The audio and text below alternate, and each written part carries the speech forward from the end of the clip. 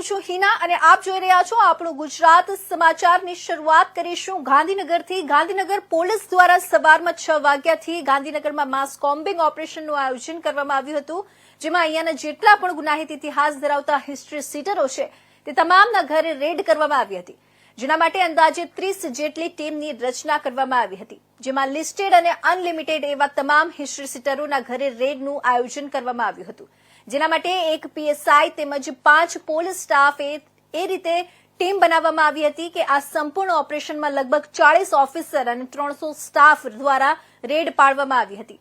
Gandhinagar police દ્વારા સમગ્ર જિલ્લામાં ગંભીર ગુના અટકાવી શકાય તેમજ લોકોને ગુનેગારોથી રાહત મળે તે માટે આ રેડનું આયોજન કરવામાં આવ્યું હતું। આ રેડમાં સમગ્ર જિલ્લામાં કુલ 150 જેટલા હિસ્ટ્રી સીટરોના ત્યાં રેડ કરી તપાસ હાથ ધરવામાં આવી હતી। माननीय गांधीनगर रेंज डीआईजी साहब और गांधीनगर एसपी साहब के मार्गदर्शन के अंदर आज गांधीनगर जिले में एक मास कॉम्बिंग ऑपरेशन का आयोजन किया जा रहा है। ये कॉम्बिंग ऑपरेशन सुबह 6 बजे से चल रहा है, जिसमें गांधीनगर जिले के जितने भी लिस्टेड और अनलिस्टेड बूटलेगर, कोई सीरियस गुनाह के आरोपी और कोई हिस्ट्री शीटर्स जो भी हैं, उनके घरों में मास कॉम्बिंग ऑपरेशन और रेड की जा रही है। इस रेड में उनके घरों पर जाकर चेकिंग की जा रही है और उनके घर में कोई भी शंकास्पद वस्तु अगर हमें लगती है तो उनका सीजर किया जा रहा है। इस कॉम्बिंग ऑपरेशन में टोटल गांधीनगर जिले में 30 टीमें बनाई गई है और हर टीम में एक पीएसआई और 4 से 5 लोगों का समावेश है। टोटल 40 जितने अधिकारी और 300 जितने पुलिस स्टाफ इस कॉम्बिंग ऑपरेशन में भाग ले रहे हैं। इस पूरे कॉम्बिंग ऑपरेशन का मेन उद्देश्य यही है कि गांधीनगर जिले में जितने भी कोई भी सीरियस गुनाह ना हो उनको प्रिवेंट करने के लिए और उसके अलावा पूरे गांधीनगर जिले में शांति रहे और कायदा और व्यवस्था की कोई सिचुएशन ना बने, इसके लिए किया जा रहा है। तो वलसाड जिल्लाમાં વીજ વિભાગ દ્વારા આજથી સ્માર્ટ મીટર લગાવવાની શરૂઆત કરી છે, જેની શરૂઆત રાજ્યના નાણાં અને ઉર્જા મંત્રી કનુભાઈ દેસાઈએ પોતાના નિવાસ સ્થાને સૌપ્રથમ સ્માર્ટ મીટર લગાવી અને લોકોને પ્રેરણા આપી છે। વાપીમાં કનુભાઈ દેસાઈના નિવાસ સ્થાન પર તેમના ધર્મપત્નીએ કુમકુમ તિલક લગાવી અને સ્માર્ટ મીટર લગાવાડ્યું હતું।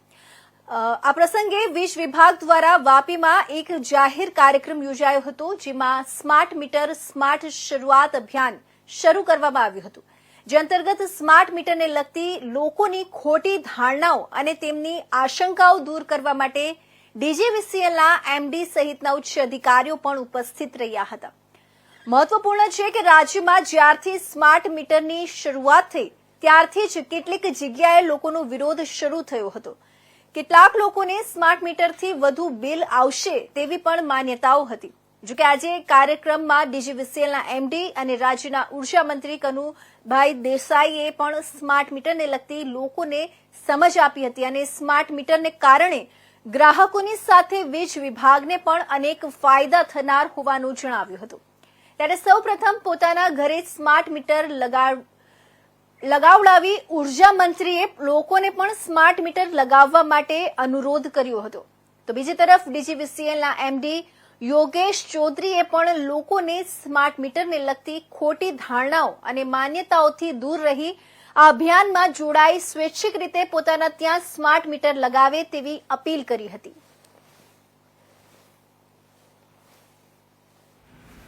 આજે વાપી ખાતે દરેક ગ્રાહકોના સગવડતા માટે 2 સબસ્ટેશનોનું ખાતમુહૂર્ત કરવામાં આવ્યું। એક ચલા ખાતે જેની વર્ષોથી જરૂરિયાત હતી, લગભગ 17 થી 18 કરોડના ખર્ચે ચલા ખાતે અને 25 કરોડના ખર્ચે છીરી ખાતે સબસ્ટેશનનું ખાતમુહૂર્ત કરવામાં આવ્યું। એનાથી લગભગ 1 લાખ લોકોને ફાયદો થવાનો છે અને ગુણવત્તાયુક્ત વીજળી મળશે। જ્યારે ડીજીવીસીએલ, દક્ષિણ ગુજરાત વીજ કંપની અને જેટકો આ વિસ્તારમાં સુંદર કામગીરી કરી રહી છે। આપણા દેશના વડાપ્રધાન શ્રી માનનીય મોદીજીએ સમગ્ર દેશમાં વીજળીની ગુણવત્તા સુધરે એ માટે રિવેમ્પિંગ ઓફ ઇલેક્ટ્રિસિટી સપ્લાય ડિસ્ટ્રીબ્યુશન માટે લગભગ 3 લાખ કરોડ આપ્યા છે। એના ભાગરૂપે ગુજરાતમાં પણ ઘણો સારો ફાળો આવ્યો છે અને ગુજરાતના દરેક જિલ્લાઓમાં એની ફાળવણી કરીને આપણા વલસાડ જિલ્લામાં લગભગ 300 કરોડના કામો થઈ રહ્યા છે, જેમાં આ સ્માર્ટ મીટર લગાવવાનું પણ એક આયોજન છે અને એના માટેની શરૂઆત આજે વાપી ખાતેથી અમે કરી છે. ઘણા ઘરોમાં સ્માર્ટ મીટરો લાગી ગયા છે અને આજે વાપી ઇન્ડસ્ટ્રીયલ એસ્ટેટના રહેણાંક વિસ્તારમાં તેમજ આજુબાજુના ગામડાઓ વધુ ઝડપથી સ્માર્ટ મીટરો લગાવવામાં આવશે અને એ માટે સર્વે ગ્રાહકોને પણ હું વિનંતી કરું છું. આપણે પ્રેરણા માટે લોકોની પ્રેરણા માટે આપના ઘરથી પણ શરૂઆત કરી છે. સ્માર્ટ મીટર એ દરેક ગ્રાહક માટે સૌથી ફાયદાકારક છે અને એટલા માટે કે આ મીટરમાં કોઈ પણ જાતનું ટેમ્પરિંગ થતું નથી. તમારો જેટલો વીજ વપરાશ થાય એટલો વીજ વપરાશ તમે રોજ જોઈ શકો છો અને આમાં એટલું ડિજિટલ થયું છે કે આપણે બિલ પણ આપણા ઘરેથી પે કરી શકીએ એવી વ્યવસ્થા કરવામાં આવી. તો હવે વાત કરીએ સુરતની. તો કેન્દ્રીય રેલવે મંત્રી અશ્વિની વૈષ્ણવ સુરત જિલ્લાની મુલાકાતે આવ્યા હતા. ઓલપાડના કીમ ખાતે આવેલા બુલેટ ટ્રેન પ્રોજેક્ટની મેન્યુફેક્ચરિંગ ફેક્ટરીની મુલાકાત લીધી હતી. બુલેટ ટ્રેન મેન્યુફેક્ચરિંગ ફેક્ટરીમાં અત્યાધુનિક ટ્રેક સ્લેબ બનાવવામાં આવે છે. રેલવે મંત્રી અશ્વિની વૈષ્ણવે ફેક્ટરીમાં કામ કરતા કારીગરો સાથે સંવાદ કર્યો હતો. ફેક્ટરીમાં ચાલતી કામગીરીની રેલવે મંત્રીએ સમીક્ષા કરી હતી. ફેક્ટરીમાં બનાવવામાં આવતા ટ્રેક સ્લેબ જાપાનીઝ સ્ટાન્ડર્ડથી બને છે. જાપાનની જે ટેકનોલોજી પ્રમાણે બને છે તે પ્રમાણે રેલવે વિભાગના ઉચ્ચ અધિકારીઓ પણ ત્યાં હાજર રહ્યા હતા.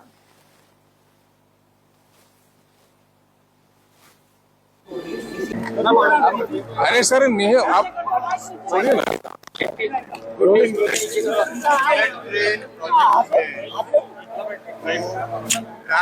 स्लैब बनती है वो एक बहुत ही इम्पोर्टेंट कंपोनेंट होता है पूरे प्रोजेक्ट का. इसीलिए एक हाईली स्पेशलाइज्ड फैक्ट्री बनाई गई है ट्रैक के स्लैब के लिए. ये स्लैब जापानीज स्टैंडर्ड से बनते हैं. जापान की जो टेक्नोलॉजी उसके हिसाब से बनते हैं और एकदम प्रिसीजन इसमें सारा मेजरमेंट होता है. अब इस ट्रैक स्लैब के ऊपर ही सीधा पटरी फिक्स हो जाती है. इसमें स्लीपर अलग से नहीं लगते हैं. ये बुलेट ट्रेन के कंस्ट्रक्शन की टेक्नोलॉजी है.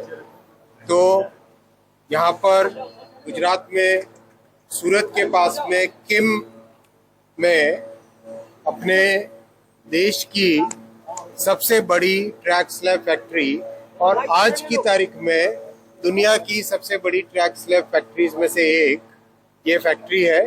और बहुत अभी पूरा सारा काम देखा. जो हमारे कारीगर यहाँ पे काम कर रहे हैं उनके स्किल लेवल बहुत हाई है. जो मेजरमेंट और कंप्लीट वैलिडेशन कर रहे हैं, टेस्ट और चेक कर रहे हैं, उनका भी स्किल लेवल बहुत हाई है. बहुत अच्छे स्टैंडर्ड्स मेंटेन किए हुए हैं. जो जितने इक्विपमेंट आए हैं शुरू में जापान से आए थे, उसके बाद में भारत में ही इक्विपमेंट बनने चालू हो गए हैं. तो इसका एक अच्छा देश में आने वाले समय में जो कंस्ट्रक्शन के प्रोजेक्ट्स होंगे उसमें भी इस प्रोजेक्ट के अनुभव का लाभ मिलेगा. धन्यवाद. તો અરવલ્લી જિલ્લા ક્ષત્રિય સમાજ દ્વારા બીઝેડ ફાઇનાન્શિયલ ગ્રુપના સીઈઓ ભૂપેન્દ્રસિંહ ઝાલાની ઓફિસમાં સીઆઈડી ક્રાઇમ દ્વારા દરોડા પાડીને 7 એજન્ટનો ધરપકડ કરતા તટસ્થ ન્યાયિક અને યોગ્ય તપાસ થાય તે માટે અરવલ્લી જિલ્લા કલેક્ટરને આવેદનપત્ર આપીને રજૂઆત કરી હતી. આવેદનપત્રમાં હિંમતનગરના રાજકીય આગેવાનોને સરકારી તંત્રનો ઉપયોગ કરી ભૂપેન્દ્રસિંહ ઝાલાની કારકિર્દી ખતમ કરવાનો પેંતરો રચ્યો હોવાનો ઉલ્લેખ કરાયો છે. ત્યારે યોગ્ય તપાસ થાય તે માટે અરવલ્લી જિલ્લા ક્ષત્રિય સમાજ દ્વારા કલેક્ટરને આવેદનપત્ર આપીને રજૂઆત કરી હતી.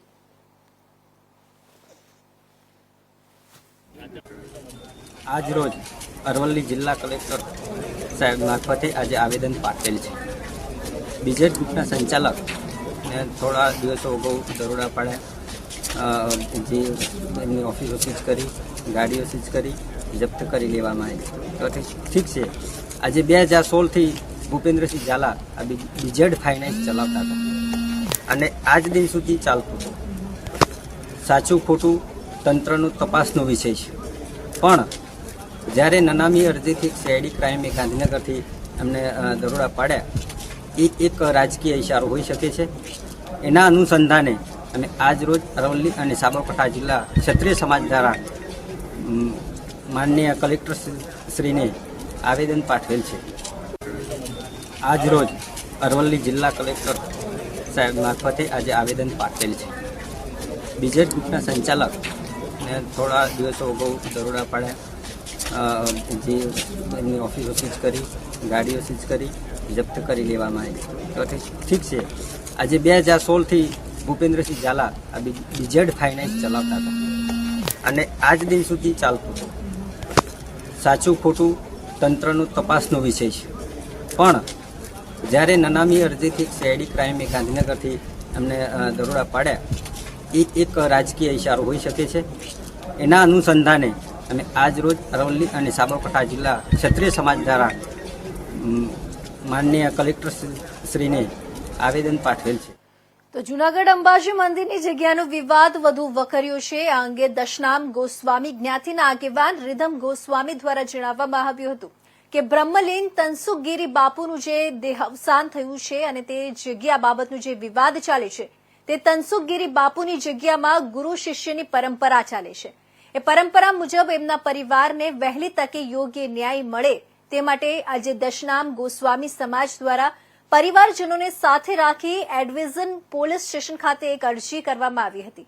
તો બીજી તરફ તનસુખગીરી બાપુના પરિવારજન અને તેમના શિષ્ય એવા દુષ્યંતગીરી દ્વારા જણાવવામાં આવ્યું હતું કે અમે તનસુખગીરી બાપુની ગિરનાર પર તેમજ દવાખાનામાં ખૂબ જ સેવા કરી છે, ત્યારે તો કોઈ કંઈ પણ પૂછવા જ આવ્યા નથી.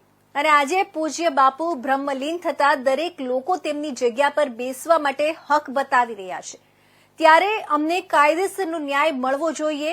જે માટે અમે આજ રોજ એ ડિવિઝન પોલીસ સ્ટેશન ખાતે હરિગીરી બાપુ તેમજ પ્રેમગીરી બાપુ વિરુદ્ધ એક અરજી આપી અને અમને પરિવારજનોને યોગ્ય ન્યાય મળે તેવી અરજીમાં વિનંતી કરી છે.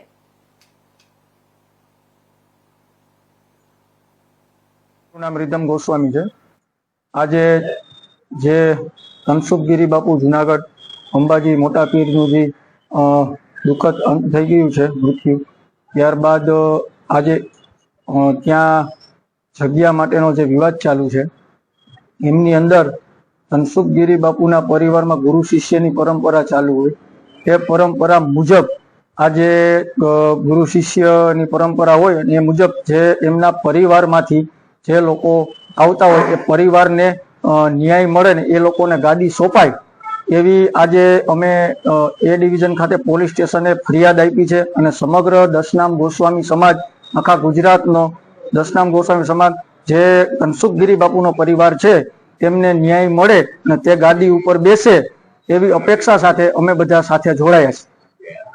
એવી છે કે જો તનસુખગીરી બાપુજી અમારા મોટા બાપુ, અમારા ગુરુ સમાન છે, એવી રીતે જે લોકોની અમે કેટલો ટાઈમથી દવાખાનામાં સેવા કરીએ છીએ, એનો પરિવાર છે, એમની સાથે એમના કિશોરભાઈ ની બધા છે, એવી રીતે એની સેવા કરે છે. રાત દિવસ અમે દવાખાનામાં કેમ દિવસો કાઢ્યા છે, વરસાદ કાળ તડકો અમે ગિરનાર ઉપર જાતા કરાવતા, અત્યારે રોપવે થઈ ગયેલું ડાયરેક્ટ બધું કરે છે, બરાબર, એવી રીતે.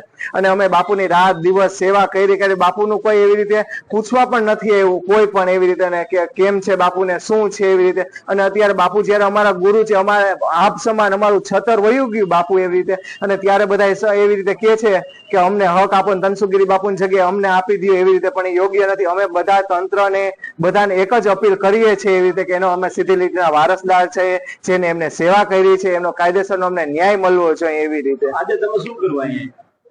આજે અમે સાહેબને એ ડિવિઝનમાં ફરિયાદ લખાવી છે, એવી રીતે કીધું છે કે સાહેબ અમને છે આનો ન્યાય આપો એવી રીતે. જે હરિગીરી બાપુ, પ્રેમગીરી બાપુએ જે આ ચાદર વિધિને કરી છે એ માન્ય રહેતી નથી એવી રીતે. ને એવું અમારા મંદિરમાં આવી, અને જે પ્રોપર્ટી છે અમારી પર્સનલ પ્રોપર્ટી છે, અને આનું અમારી પાસે લખાણ પણ છે તાજેતરનું રાજાશાહી વખતનું કે અમારી પર્સનલ પ્રોપર્ટી છે, આમાં બીજા કોઈને આવવાનો હક જ, તમ તાર આવો કાઢવો, તમ તાર જમો કાઢવો, ભેટ પૂજા લ્યો જાઓ એવી રીતે, પણ આવું બીજું કઈ કરવાનો એમને અધિકાર નથી એવી રીતે. આજે કયા મુદ્દાને લઈને ફરિયાદ આપી?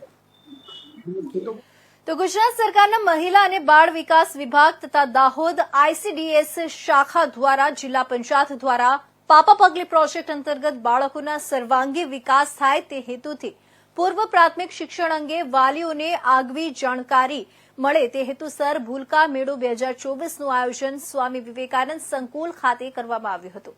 આ ભૂલકા મેળો 2024ને મંચ પર ઉપસ્થિત તમામ મહાનુભાવો દ્વારા દીપ પ્રાગટ્ય કરી ખુલ્લો મૂકવામાં આવ્યો હતો. મહાનુભાવોનું સ્વાગત ભૂલકાઓ પોતાના હાથે બનાવેલી કૃતિઓથી કર્યું હતું. ભૂલકાઓના સર્વાંગી વિકાસમાં આ મેળાનું આયોજન વિવિધ થીમ પર કરવામાં આવે છે. ભૂલકાઓ દ્વારા ટીચિંગ લર્નિંગ માટે એક પ્રદર્શનીનું આયોજન કરવામાં આવ્યું હતું, જેમાં ઉત્કૃષ્ટ પ્રદર્શન કરનારને પુરસ્કૃત કરવામાં આવ્યા હતા.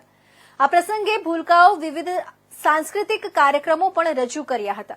આ કાર્યક્રમમાં દાહોદ જિલ્લા પંચાયત પ્રમુખ કરણસિંહ ડામોર, દાહોદ ધારાસભ્ય કનૈયાલાલ કિશોરી, ગરબાડા ધારાસભ્ય મહેન્દ્ર ભાભોર ઉપસ્થિત રહ્યા હતા. આજરોજ મહિલા અને બાળ વિકાસ વિભાગ અને ICDS શાખા દ્વારા દાહોદ જિલ્લા ICDS શાખા દ્વારા ભૂલકા મેળાનું આયોજન કરવામાં આવ્યું હતું. ભૂલકા મેળાનો આજનો મુખ્ય ઉદ્દેશ્ય એ હતો કે બાળકોમાં થતા વિવિધ સર્વાંગી વિકાસોને લોકો સુધીને જાગૃતિ પહોંચાડવી અને બાળકોને વધારે ઉત્સાહિત કરી અને બાળકોને આંગણવાડીમાં આવવા માટે પ્રેરિત કરવા માટે આ પ્રોગ્રામ દ્વારા લોકો સુધીને આપણે આ સંદેશો પહોંચાડવામાં આવે છે.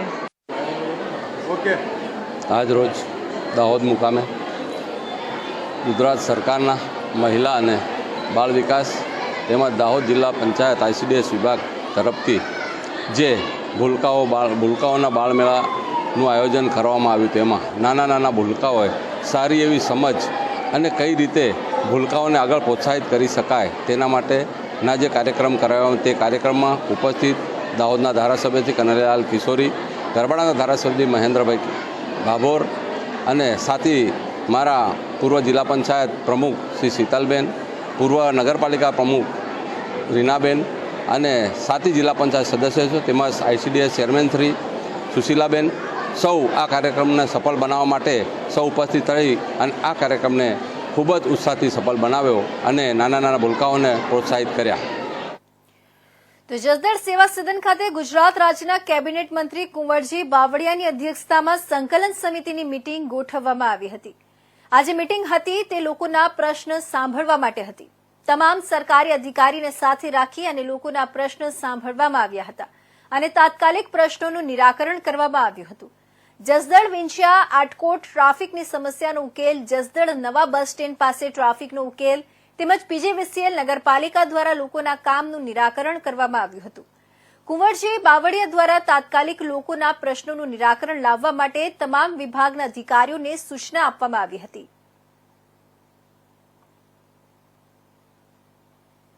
મત વિસ્તારના બંને તાલુકાના લોક પ્રશ્નો માટે આજે સંકલનની મીટિંગનું આયોજન કર્યું હતું, રાખવામાં આવી હતી, જેમાં તમામ વિભાગોના જે પ્રશ્નો કે રજૂઆતો છેલ્લા 1 મહિનામાં આ વિસ્તારના નાગરિકો તરફથી કરવામાં આવેલી એની વિગતે ચર્ચા કરવામાં આવી. ખાસ કરીને ટ્રાફિકની સમસ્યા આટકોટ, જસદણ, વિંછિયા વગેરે જે ટ્રાફિકનું નિયમન થાય એ માટે પણ લગત પોલીસ સ્ટેશનને PGVCLના પ્રશ્નો હતા, રેવન્યુના 100 ચોરસવારના પ્લોટના, NT-DNTના ખાસ કરીને જે લાભાર્થીઓ હતા એમને પ્લોટ અને સનદો આપવી અને પ્લોટ સોંપવા, આમ બધા જ વિભાગોના પ્રશ્નોની ચર્ચા અહીંયા આજે પ્રાંત કચેરી ખાતે મિટિંગમાં થઈ. એનો વહેલી તકે ઉકેલ આવે એ પ્રકારની સૂચનાઓ પણ આપવામાં આવી છે અને આગામી દિવસમાં આવા જે પ્રશ્નો હોય આ વિસ્તારના લોક કલ્યાણકારી યોજનાઓનો લાભ મળે અને પ્રશ્નોનો ઉકેલ આવે એ માટે દરેક અધિકારીઓને સૂચના આપવામાં આવી છે. એટલે જે KYC અને આધાર કાર્ડ માટેની પ્રશ્નો હતા એમાં આધાર કાર્ડની વધારાની કીટો પણ આજે શરૂ કરવા માટેની આજે સૂચના આપી દીધી છે. સોમવારથી એ આધાર કાર્ડ અંગેની કીટોની પણ વ્યવસ્થા થશે. જે જગ્યાએ કીટ હોય અને એનો ઉપયોગ ન થતો હોય તો ત્યાંથી પાછી ખેંચી લેવી અને જ્યાં કામ કરવાની ઈચ્છા ધરાવતા એને અલગથી ત્યાં કીટ શરૂ કરાવી. EKYC ની જે વાત છે ત્યાં સુધી અમારે સોફ્ટવેરમાં થોડો પ્રશ્ન હતો, એ ગઈકાલે ત્યાં ગાંધીનગર ખાતે સોફ્ટવેરમાં પણ સૂચના આપવાની છે. લગભગ સોમવાર પછીથી EKYC ની ફરિયાદ ન રહે એ રીતનો પ્રયત્ન અમારા અન્ન નાગરિક પુરવઠા વિભાગમાંથી પણ થઈ રહ્યો છે. તો સાસણ ફિલ્મ ગીર જંગલ ગીરના માલધારીઓ અને ગીરના પ્રાણીઓના જીવનને આત્મસાત કરાવતી ફિલ્મ છે.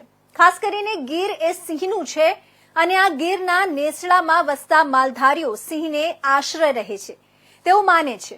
સિંહને પોતાના પરિવારનો સભ્ય માને છે. માલધારીઓ ગણે છે. આજે કોડીનાર ખાતે સાસણ ફિલ્મના પ્રમોશન માટે આવેલા આ ફિલ્મમાં લીડ રોલ ભજવતા સાઉથના સુપરસ્ટાર ચિરાગ જાની ખાસ ઉપસ્થિત રહ્યા હતા. ફિલ્મ એક્ટર ચિરાગ મૂળ ગીરના કોડીનારના વતની છે. ફિલ્મ ગીરને અનુલક્ષીને હતી, આથી તેઓએ વગર વિચાર્યે ફિલ્મ સાસણ સાઇન કરેલી. એ તેઓના ગીર પ્રત્યેનો લગાવ દર્શાવે છે. ચિરાગ જાની જીવનદીપ સંસ્થાની મુલાકાતે ગયા, દિવ્યાંગ બાળકો સાથે વાર્તાલાપ કર્યો અને ફિલ્મ સાસણ જોવા નિમંત્રણ આપ્યું. 30 જેટલા દિવ્યાંગ બાળકો, તેના વાલીઓ અને સંસ્થાના સંચાલકો કોડીનારની ન્યૂ એરા સિનેમા ખાતે ફિલ્મ સાસણ જોવા આવ્યા. એક્ટર ચિરાગ જાની દ્વારા તેઓનું સ્વાગત કરવામાં આવ્યું. આટલું જ નહીં, આ દિવ્યાંગ બાળકો સાથે તેઓએ પોતાની ફિલ્મ પણ જોઈ. સાસણ ફિલ્મના પ્રમોશન અને પ્રીમિયરમાં અનેક મહાનુભાવો અને દર્શકો ઉમટી પડ્યા હતા. ગીરની ધરતીને ઉજાગર કરતી ફિલ્મ સાસણને ગીર વિસ્તારમાં ખાસો પ્રતિસાદ સાંપડી રહ્યો છે.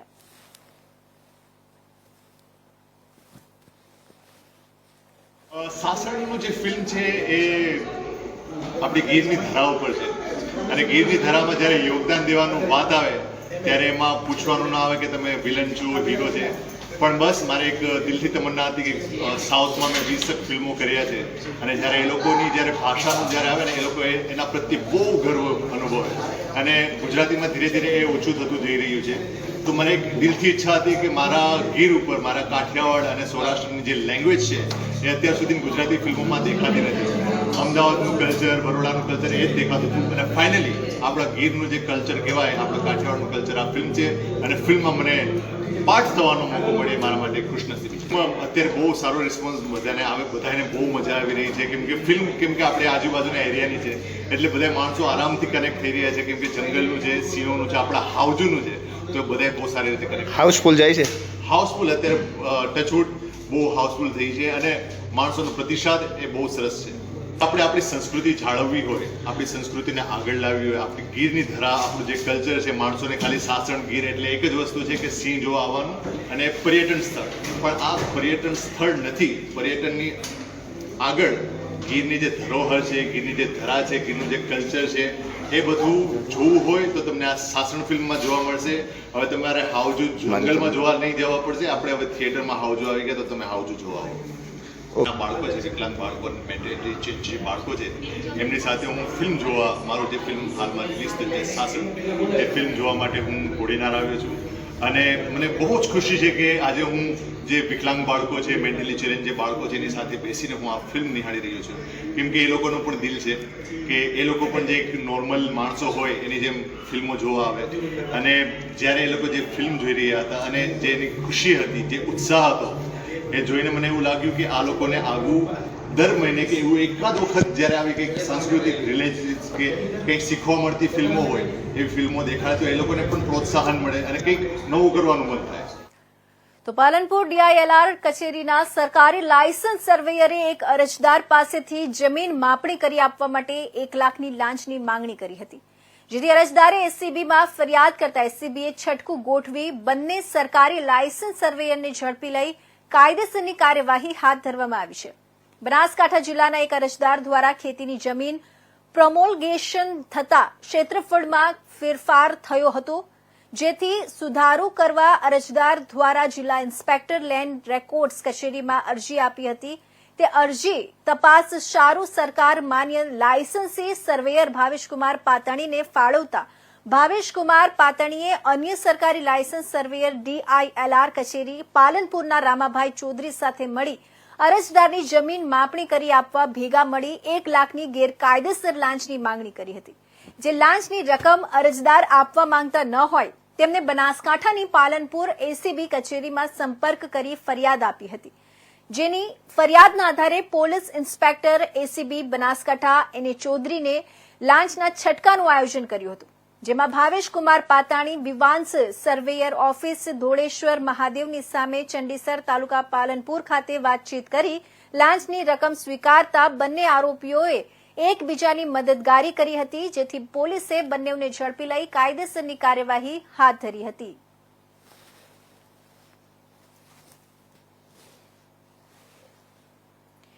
તો આ હતા અત્યાર સુધીના મહત્વના સમાચાર. નવા સમાચાર સાથે ફરી મળીશું, ત્યાં સુધી રજા આપશો. નમસ્કાર.